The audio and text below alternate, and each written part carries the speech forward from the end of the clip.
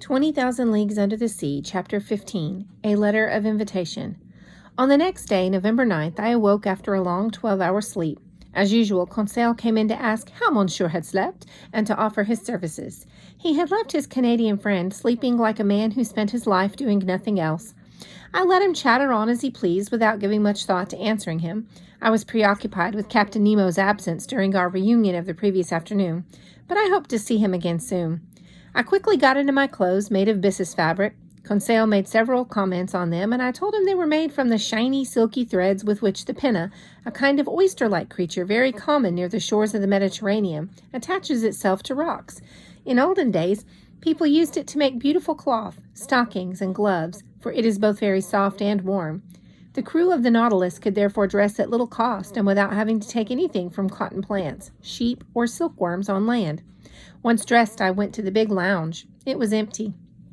I plunged into a study of the valuable shellfish gathered in the glass cases. I also went through the vast collection of rare marine plants, which, although dried out, still conserved their marvelous colors.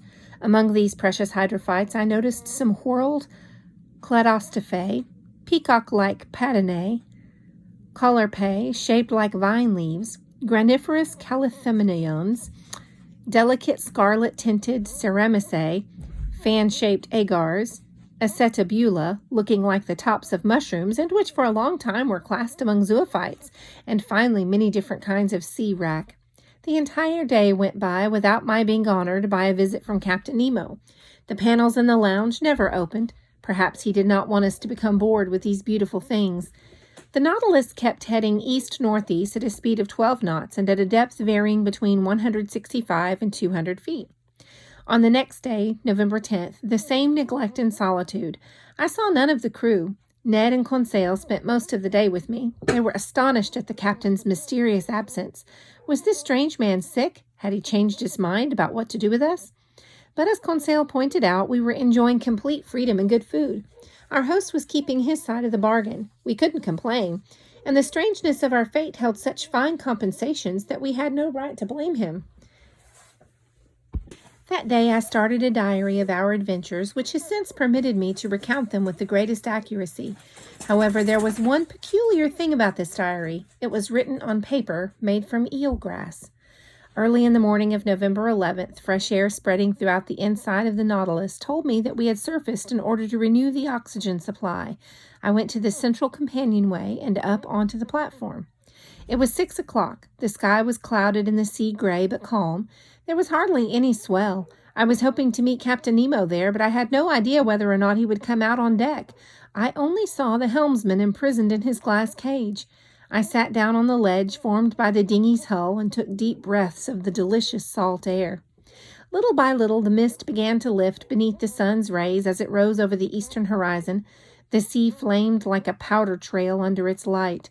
The high, scattered clouds took on bright, delicately shaded colors, and numerous mare's tails showed that it would be windy all day long. But what was a wind to the Nautilus, which could brave any storm?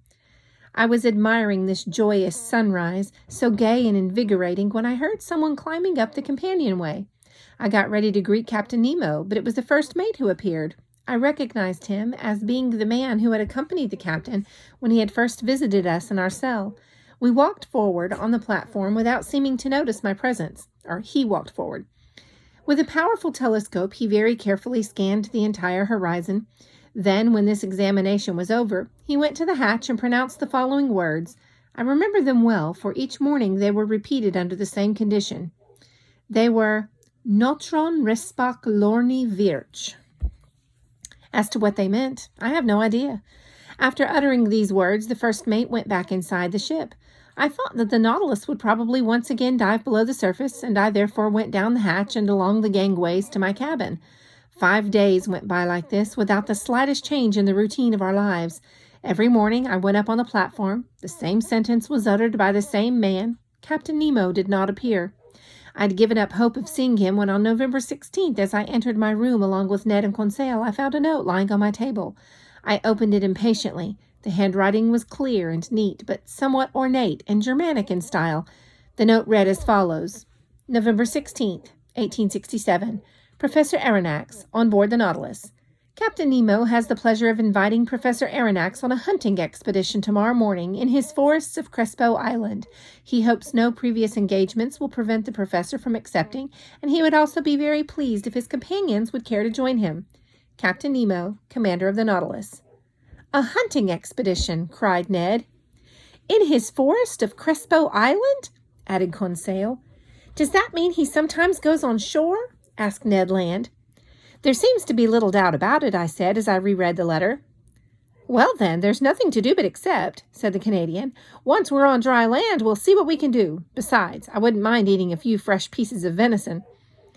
I did not even try to understand the contradiction between Captain Nemo's obvious distaste for dry land, even islands, and his invitation to hunt in a forest. I merely answered, "Let's first see what this Crespo Island is like." I consulted a map, and I found the little island which had been first sighted in 1801 by Captain Crespo, and which in old Spanish maps was called Roca de la Plata, Silver Rock. We were therefore about 1,800 miles from our point of departure, and the Nautilus's slightly altered course was bringing us toward the southwest. I pointed to this little rock, lost in the middle of the North Pacific. "If Captain Nemo does occasionally go on dry land," I said, "he at least chooses islands that are completely deserted." Ned Land shrugged his shoulders without answering, and then he and Conseil left. After supper, served by the same mute, impassive steward, I went to sleep, not without some anxiety. When I awoke on the morning of the next day, November 17th, I could feel that the Nautilus was completely immobile. I got dressed quickly and entered the big lounge. Captain Nemo was there waiting for me. He got up, bowed, and asked if I would like to accompany him. Since no mention was made of his absence the past week, I simply answered that my friends and I were ready. "But, monsieur," I said, "first allow me to ask you one question." "Go ahead, Monsieur Aronnax, and I'll answer it if I can." "Well then, Captain, how is it that you, who have broken off all relations with dry land, own forests on Crespo Island?" "Professor," replied the captain, "these forests of mine ask neither light nor heat from the sun. They are inhabited by no lions, tigers, panthers, or any quadruped. They are known only to me. They grow only for me. These forests are not on land, but under water." "Underwater forests?" I cried. "Yes, Professor." "And you're offering to take me there?" "That's right." "On foot?" "Without your feet even getting damp." "And we're going to hunt?" "We're going to hunt." "With guns?" "With guns." I looked at the commander of the Nautilus in a way that was not exactly flattering. "He's gone out of his mind," I thought. "He must have had some sort of an attack that lasted for a week, and he's still under the effects of it. Too bad. I liked him better peculiar than crazy." These thoughts could be clearly read on my face, but Captain Nemo merely invited me to follow him, which I did resignedly. We entered the dining room, where breakfast was laid out on the table. "Monsieur Aronnax," said the captain, "I would like you to have breakfast with me. We can talk while we eat. I promised you a walk through a forest, but I didn't promise I'd find you a restaurant there, so please eat like a man who won't do so again until late in the day." I did honor to the meal. It was made up of various fish and slices of sea cucumbers seasoned with very appetizing varieties of seaweed, such as Porphyria laciniata and Laurentia primfetida. As we drank, we had clear water, to which, following the captain's example, I added several drops of a fermented liquor extracted, according to the Kamchatka method, from a kind of seaweed called Rhodomenia palmata. At first, Captain Nemo ate without saying a word, but then after a while he said, "Professor, when I invited you to go hunting in my forests of Crespo Island, you thought I was contradicting myself. When I told you these forests were underwater, you thought I was mad. Professor, you should never make hasty judgments about people." "But, Captain, believe me—" "Please listen to what I have to say, and then you'll see whether you are right in accusing me of contradictions or madness." "I'm listening." "Professor, you know as well as I that a man can live underwater as long as he takes with him a supply of air to breathe. Usually, when men work underwater, they wear a waterproof suit, have their head enclosed in a metal helmet, and receive their air from above by means of force pumps and outlet regulators." "That is the normal diving apparatus," I said. "Right, but under those conditions, the man isn't free. He's attached by a rubber pipe to the pump, sending him air, and this pipe is like a chain binding him to one spot. If he were bound like this to the Nautilus, he could certainly not go very far." Then how can you be free? I asked.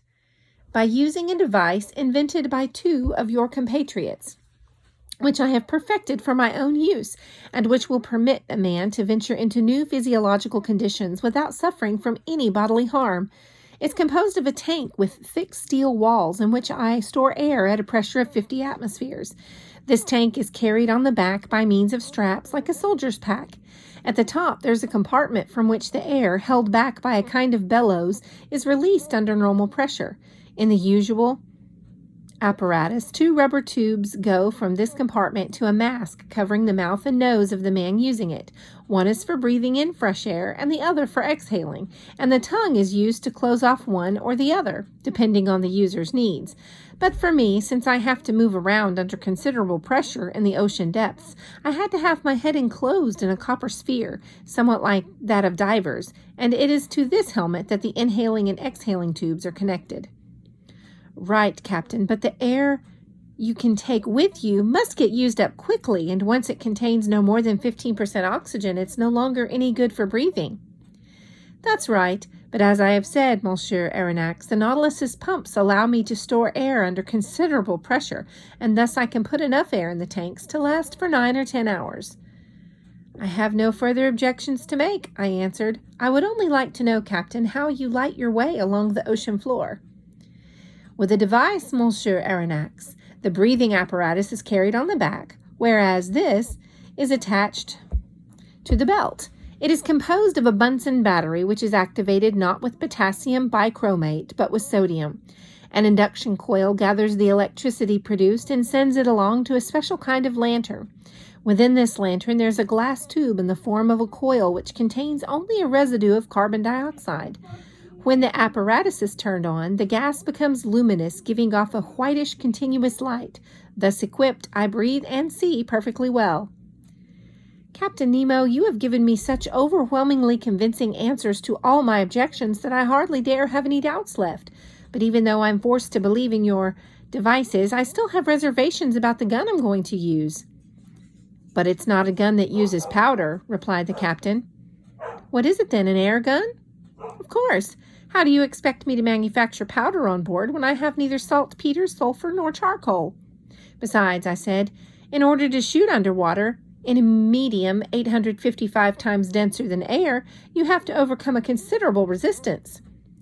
That presents no difficulty. There are certain cannons perfected after Fulton's time by the Englishman Philip Coles and Burley, by the Frenchman Forcy, and by the Italian Landi, which have a device for closing out water, thus making it possible to shoot under such conditions.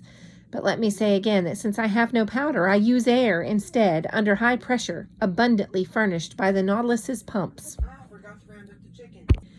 But this air must get used up in no time at all. Yes, but more can be supplied from the tanks on our backs if we need it. All I have to do is add a special little spigot. Besides, you'll see, Monsieur Aronnax, in these underwater hunting expeditions we use little air or bullets. But it still seems to me that in this semi-darkness and in the midst of this liquid so much denser than air, you can't fire far, and the shells must spin themselves very quickly. Monsieur, with these guns every shot is fatal, and as soon as an animal is touched, no matter how lightly, he falls down dead. Why? Because these guns don't shoot ordinary bullets, but little glass capsules invented by the Austrian chemist Linnéabroek, and I have a large stock of them. These glass capsules are covered with a steel case and weighted with lead. Thus they are veritable little Leyden jars into which electricity has been forced under very high tension. At the slightest blow they discharge, and the animal, however large he may be, falls dead. In addition, these capsules are no larger than size 4 shot, and an ordinary gun could be loaded with 10 of them. I'll argue no more, I replied, getting up from the table. There's nothing left for me but to take up my gun. Wherever you go, I'll go too. Captain Nemo led me to the stern of the Nautilus. As we passed Ned and Conseil's cabin, I called to them, and they immediately fell in behind us. We then came to a kind of cell up against the ship's side near the engine room. It was there that we put on our hunting costumes.